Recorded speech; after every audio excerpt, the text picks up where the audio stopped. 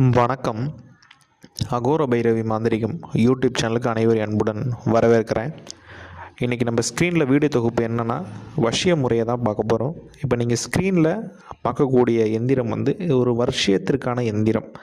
இந்த வசியம் ஆண் பெண்ணு மட்டும் கிடையாது. தொழில் பார்க்குறவங்க, ஒரு கொடுத்தல் வாங்கல் தொழிலில் தனிப்பட்ட நபரை ஒருத்தவங்களை நம்ம கட்டுப்பாட்டுக்குள்ளே கொண்டு வரோம்னா இந்த முறையை எளிமையாக பயன்படுத்தலாம். இதற்கு காரிய தகட்டில் இந்த எந்திரத்தை எழுதுங்க. அப்படி எழுதிட்டு அந்த சம்மந்தப்பட்டோட தலைமுடி வேணும், சரிங்களா? தலைமுடியை நடுவில் வச்சு அந்த எந்திரத்திற்கு மையப்பகுதியில் வச்சு ஐங்காயம் பூசுங்க. அப்படி ஐங்காயம் பூசிட்டு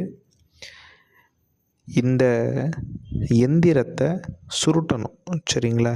சுருட்டிட்டு நீங்கள் என்ன பண்ணணும் அப்படின்னா, மயானத்துக்கு போய் அங்கே பிணம் புதைச்சிருப்பாங்க இல்லையா?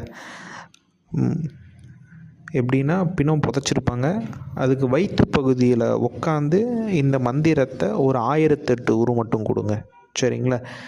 அப்படி 1008 உரு கொடுத்துட்டு நீங்கள் என்ன பண்ணணும் அப்படின்னா, இந்த எந்திரத்தை அரச மரத்து அடியில் இது பண்ணிட்டு வாங்க, புதைச்சிட்டு வாங்க. அப்படி இல்லைன்னா அரச மரத்தில் நீங்கள் என்ன பண்ணணும் அப்படின்னா, ஒரு சின்ன ஓட்டை மாதிரி போட்டு இந்த எந்திரத்தை நீங்கள் உள்ளே திணிச்சு மாட்டு சாணம் இருக்கும் இல்லையா?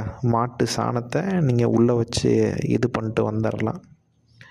அப்படி நீங்கள் பண்ணிவிட்டு நீங்கள் என்ன பண்ணணும் அப்படின்னா, தினந்தோறும், சரிங்களா, தினந்தோறும் ஒரு 9 நாள் மட்டும் நீங்கள் என்ன பண்ணணும் அப்படின்னா, நாட்டுக்கோழி கருக்கூடின முட்டை கேளுங்க.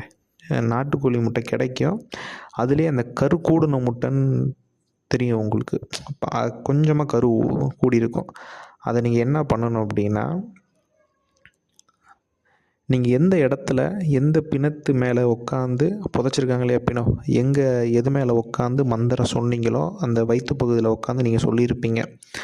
அந்த இடத்துல ஒரு சின்ன பள்ளம் குழி மாதிரி பறித்து அந்த முட்டையை மேலோட்டமாக உடச்சி அந்த முட்டையை அந்த வயிற்று பகுதியில் நீங்கள் வச்சுட்டு திரும்பி பார்க்காம வந்துடுங்க, சரிங்களா? இதை தொடர்ச்சியாக ஒரு 9 நாள் பண்ணுங்கள். இந்த பூஜை நீங்கள் பண்ணுறது வெற்றி அடையுமா அடையாதான்னு ஒரு சின்ன அறிகுறியில் தெரிஞ்சிடும்.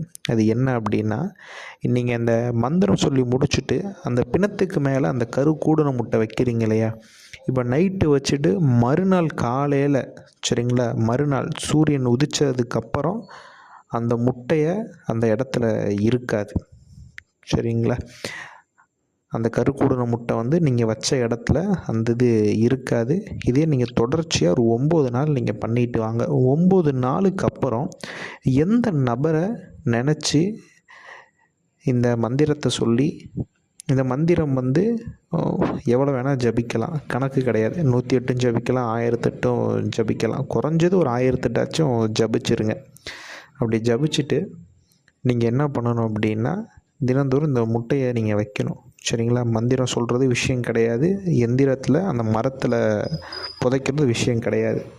தினந்தோறும் அந்த கருங்கிறது நீங்கள் கொடுத்துட்டு வரணும். அப்படி கொடுத்துட்டிங்கன்னா 9 நாளுக்கு அப்புறம் நினச்சக்கூடிய நபர் உங்கள் சிந்தனையை தேடி வருவாங்க.